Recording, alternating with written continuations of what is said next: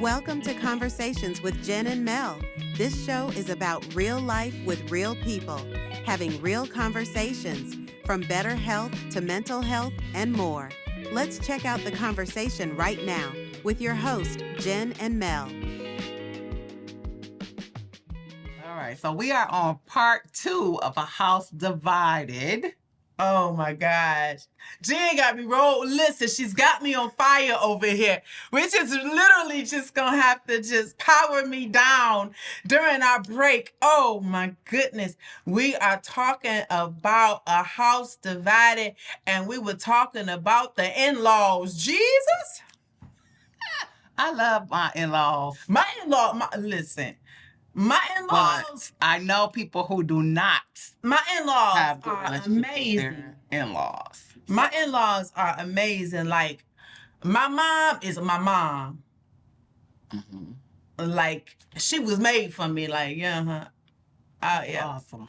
Like, if she don't keep a son, she gonna keep me. Like, that's my mama. But he looked just like her. Aww. Oh, he looks just like his mom. But if you don't get along with your in-laws, then what? A house divided. So I think that boundaries.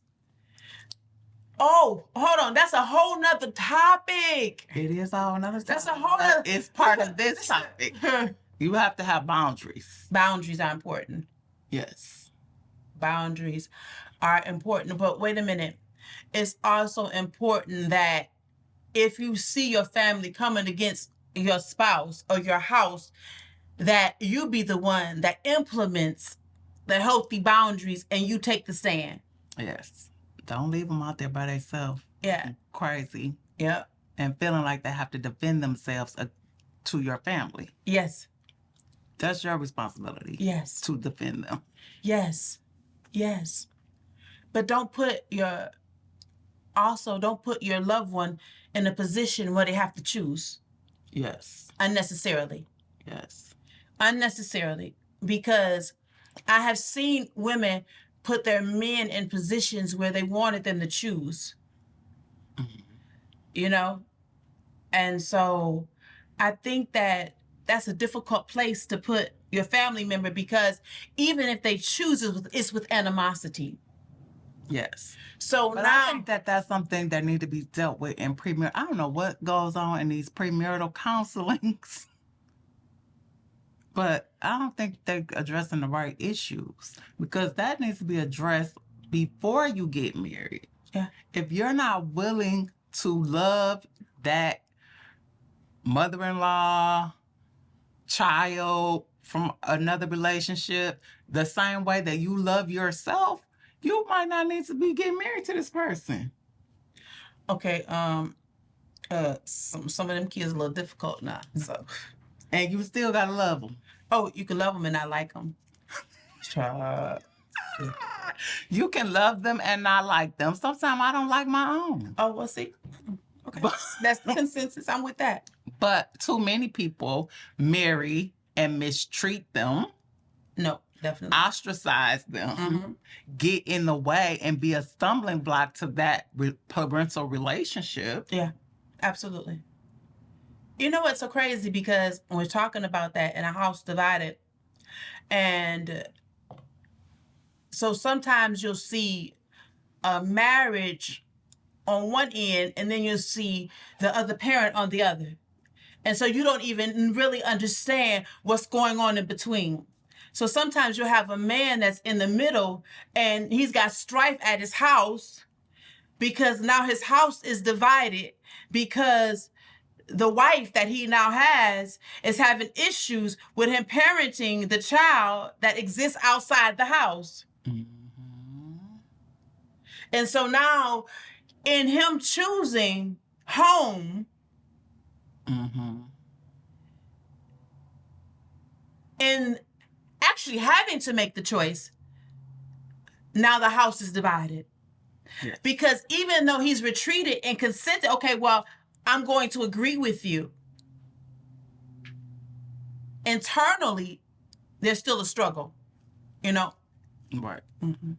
Even to the point you'll find that sometimes the men are doing things behind the wife's back now.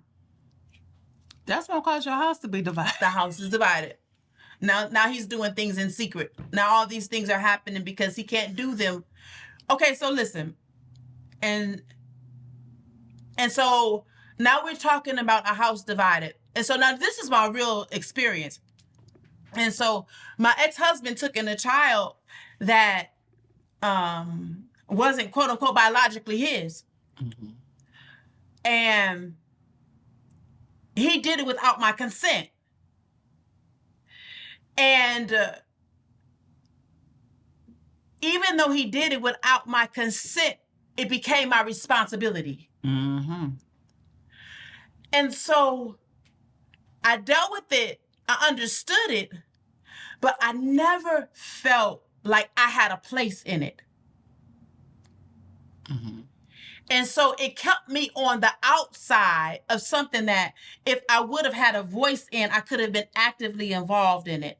So we're talking about different reasons why a house is divided because of, once again, that goes back to communication, right? Yes. Consideration. Yes. Respect, Honor. And so that actually happened. So now how am I supposed to feel about that whole relationship when everybody knows what's going on outside of the house? All the kids know. He knows. The mama knows. And I'm left out of the loop. So now I've got to deal with what's going on in my heart, not just with a man, but now a child, with the mother, with the entire situation, you know? And then the sacrifices that you have to make, and you were never asked about it. Mm-hmm. And so sometimes we are just not considerate, especially when we talked about mixed marriages and relationships and all of these parenting and all. So we need to have conversations about what happens and what our household will handle. Mm-hmm. And Jen was talking about something, and she was saying that another breakdown was financially. A house divided. A How we house. gonna spend this money? How we gonna spend this money? So now I'm marrying it to the last topic. So how we struggling? Mm-hmm. Robbing Peter to pay Paul, Mm-hmm. and you go and add to our responsibility Without consulting me. without even consulting me. That's enough to make you mad. And then let the mamas keep the tax money. I'm done. I hope y'all see this on replay. Every year. Oh. Every year. Every year. A house divided. Oh, wow. Yes, that would cause your house to be divided. I got 5 jobs. And cause a lot of resentment. A breakdown, and that causes lack of sex, which will cause your marriage. Now we're not communicating, we're not having sex, and I don't like you. Oh, I think I didn't know any of that was a prerequisite to have sex. I didn't know. for some people it's I not. didn't know. I thought it was listen. But for some people it's not. Some people don't mind. They can have sex and It not still like you. work when That don't work for me. Don't touch me. it don't work. No. I think I'm I married. I want to black your eye. Oh no. Don't touch me. I'm married. I can do it involuntarily. Just I don't even need to be awake. It's you married it. It's yours. Just give me the same privileges. No, I can't do it. You can't do it. I can't do it. She can't. She mad. I'm mad. Her house divided. I'm mad. No. Nope. No. Mm-mm. All right. All right. So we just she wrong. Hey, my husband know how to get back in my good graces quickly. So he's not deprived. Don't worry about him. He don't feel sorry for him. He all right. He all right. He's fine. All right. All right. Yeah. Mm-hmm. But these are the things that can lead to breakdown in the marriage. Okay. And have a house divided. A house divided intercourse. Yes. Okay. So, and we said this in the previous episode, is the issue always even sex? Like, it's not always sex, but let's be for real. The intercourse is important. Mm-hmm. Or is it? And you can only deny it for so long before it's gonna cause a problem. So, is it on both sides? If she want it and he don't, if he want it and she don't, after a while, it's gonna be a problem in your house. So you need not don't play. Okay. All right. So I remember I knew this woman and she'd been married 3 times. In her third marriage, she was never able to have intercourse because he couldn't perform. And she didn't recognize that until after she married him. How long they stay married? And this was her best marriage, and she married him until he died.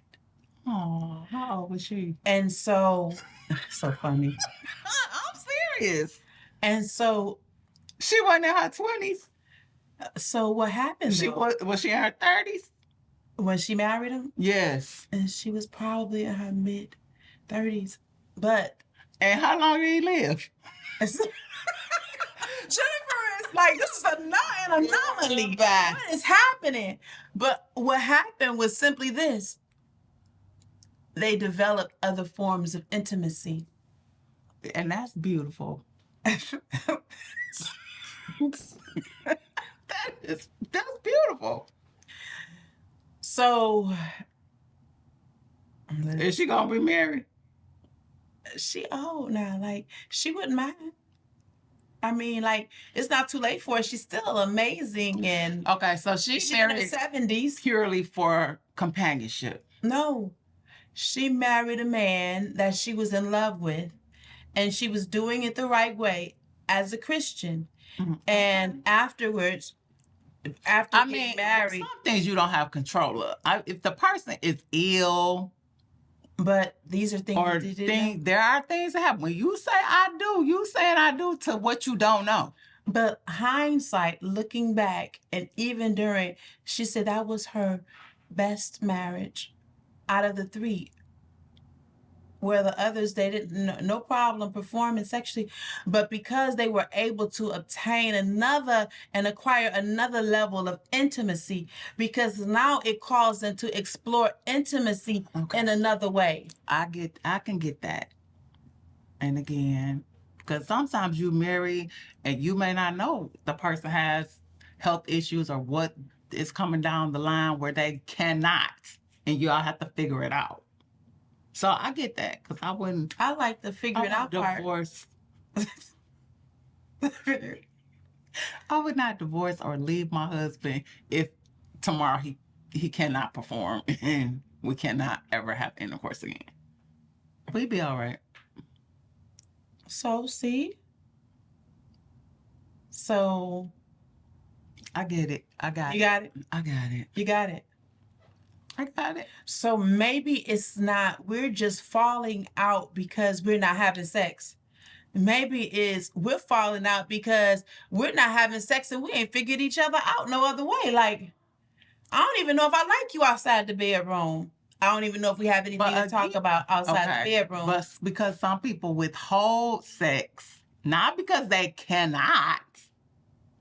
If I'm mad, because I told you, if I'm mad, that's punishment. It's not a punishment. It's It's not a punishment. It is if you touch. He on time out. He on time out. You gonna get some physical something, but it's not gonna be the affection you looking for. Wait a minute. We married? We married? We getting that bag? Jenny, anger management. I do not need anger management. I probably did when I was younger. I did. Yeah, okay. I did. No, but no. Honestly, though, I hear a lot of wives say that. That's not even uncommon. In honesty, that's transparency. That's transparency. That's real. But if I'm holding on to that resentment and it's going on and on and on, and now he can never touch me, that's a problem. I'm talking about 24 hours. Mm-hmm. But you have people who do that for days and months and years. So one of the things that I've been able to and then what? Identify about me sexually is that even if I show up, if I'm in a place where I'm not present, or you don't create an environment for me that I'm safe emotionally, then even though I'm present, I'm not there. Mm-hmm. You understand? Mm-hmm. That even though I'm physically available, I'm not emotionally in tune with it. So I can give you access with no interest. Mm-hmm. You know? And so that's crazy because it's almost like it's a learned behavior because your patterns are learned. Like over the years, you're okay, well, you're not supposed to withhold. And so, okay, well, I ain't withhold now. Go ahead and handle your business. Handle a business. You're going to be Mr. and Seeley. Mm.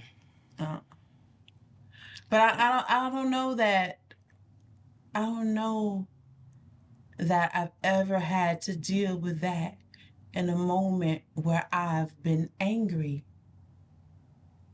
You know, I don't ever know that I've actually had to deal with that in a moment.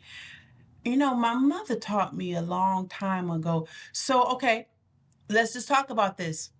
As we're addressing this, we're talking about a breakdown in communication and so unresolved issues. Mm-hmm.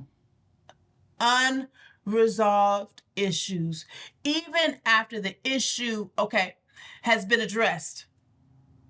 Even after we've discussed it. Okay, discussing it though does not mean it's resolved. Okay. So is it not resolved? Not because things are done or it's on repeat, but I haven't let it go.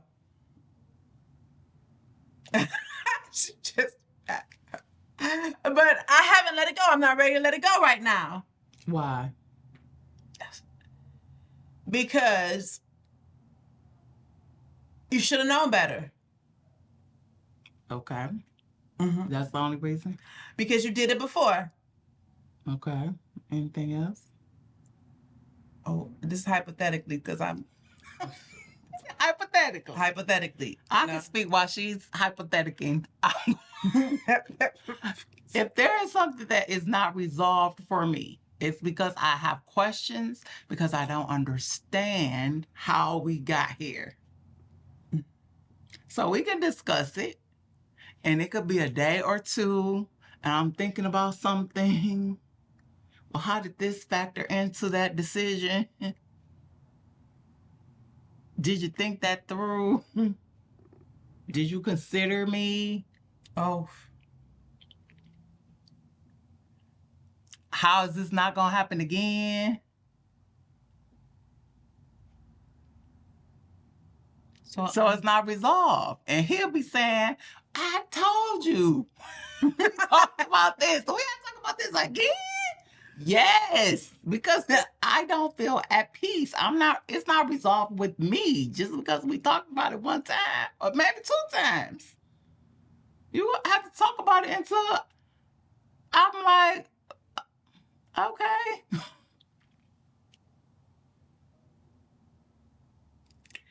So my husband would say to me, in one of those places. Oh, I love this man. He is amazing. When I tell you, listen, he said, I'm not beating a dead horse. Or what else does he say? That's my mother too. She's not gonna beat the dead horse.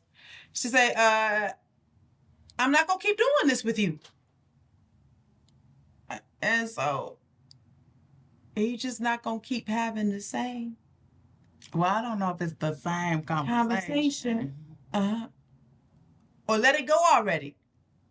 I can't. If I could, I would have. Let it go already. That's his best answer right there. That's the most common one. Either I'm not matching energy with you, or let it go already. Or I'm not doing this with you. Well, what? Okay, why does he have to? What is he doing with you? He means that I'm in a cycle by myself because I have all these questions and all these issues and all these feelings and insecure about what's going on, where he has done his best to articulate and resolve it, but there's no resolve in me eternally. So I want to continue to have a conversation and beat what he would call a dead horse. Okay, so because I'm not done with it emotionally. Yeah. So I need to talk about it a little bit more. And then what happens? I need to talk about it some more. But he done said I'm not beating a dead horse. I'm done with this conversation. Does he circle around back to it at another time? Or that's it? It's buried until eternity. And so it might be buried. It might be gone for a while. Like he need to teach some marriage classes for real. Because even, yeah.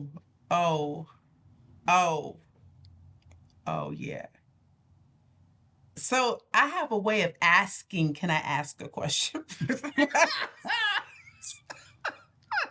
Okay, you asked to ask the question? Yes. Okay. Lover, and what does he say? Lover, can I ask you a question?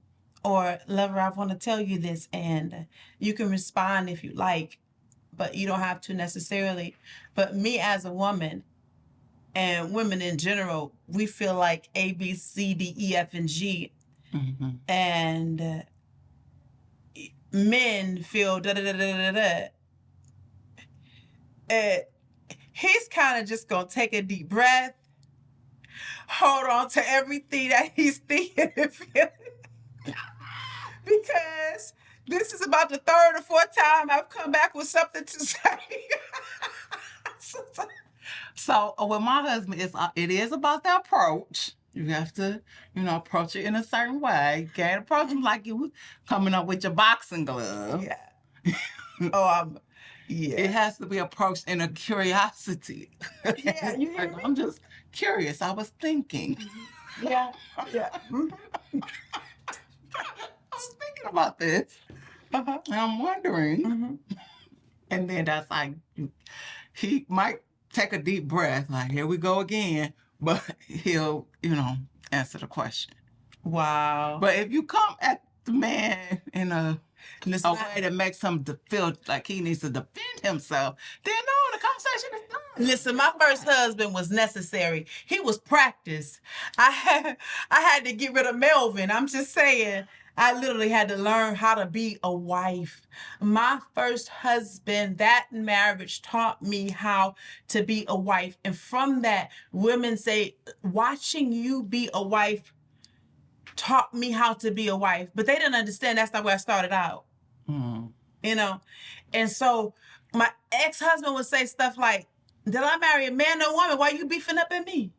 Oh, wow. Oh, so if I approached him in a tone that was aggressive, but what I recognized and I identified, I was in a place where I was unsafe emotionally. And so I always felt like I had to defend me. So a breakdown in communication, sometimes the breakdown in communication is I always feel like I'm being attacked. So I'm always guarded. I'm always on the defense or offense. Or, I'm always either I'm waiting to be attacked or I'm in attack mode. And so sometimes the breakdown in communication is that my house is, falling apart because I can't talk to you. I can't trust you with me. Mm-hmm. So now I have to protect me against the one thing that was sent to protect me. And that's not just a male-female thing. That's a relationship thing. Where in our relationships, we have to protect each other emotionally. Yes. And providing a home for someone is not always just simply a house, but an emotionally safe place for them to abide. Otherwise, you'll get a breakdown in communication. Yes. And one spouse will always feel left out, or like left out, left behind, missing out. Why? Because there's no communication. Why? Because why can I communicate with you? Because you don't even know how to talk to me. Mm-hmm. Which is why if I know it's a hot topic and I'm on 100, I have to take a break. Mm-hmm. Yep. So, which could include prayer. I might be talking to God. I'm telling on you. You see what he doing? Oh. You made him like this?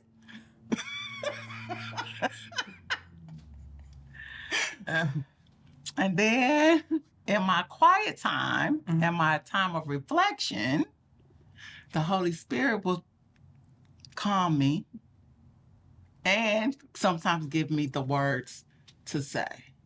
Yes. Timing and articulation, communication. So she's got to communicate right and get it resolved because she's got to get rid of these emotions that she's having so they can have sex. And so that we can resolve. I want to resolve the issue, not just. Well, so at that moment, men say, they really feel like when they start having sex again, everything is all right. That's why. That's why. Because once that act occurs, that means it's all good. Because now the house is no longer divided. We've become one.